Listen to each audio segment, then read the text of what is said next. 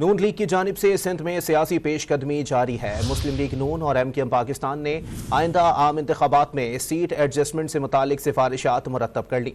ज़राए का कहना है कि दोनों हम ख्याल पार्टियों का अगला इजलास जल्द इस्लामाबाद में होगा। मजीद अपडेट लेते हैं डॉन न्यूज़ के नुमाइंदे इमरान आहत खान से। जी इमरान, बताइएगा। देखिए बिल्कुल सिंध में मुस्लिम लीग और इत्तेहादियों की जो पेशकदमी है वो जारी है। नून लीग के हम ख्याल जमातों के साथ बातचीत की इब्तदाई मरहला जो है बातचीत का वो मुकम्मल हो गया, जबकि ज़ैली कमेटियों ने एडजस्टमेंट के हवाले से तजावीज़ात जो है वो भी मुरतब कर ली हैं और उनका ये कहना है कि किस अंदाज से इलेक्शन लड़ा जाएगा। जबकि नून लीग MKM की जो ज़ैली कमेटी है इनकी सिफारिशात से दोनों जमातों का जो अगला इजलास है वो इस्लामाबाद में होगा। ख्वाजा साद रफीक, गयास सादिक सिंध बलूचिस्तान के लिए कोऑर्डिनेटर होंगे, जबकि सिंध में मुस्लिम लीग के उम्मीदवार के इंतखाबात के लिए कोऑर्डिनेटर जो है वो सूबाई तंजीम से जो है मुशावरत करेगा।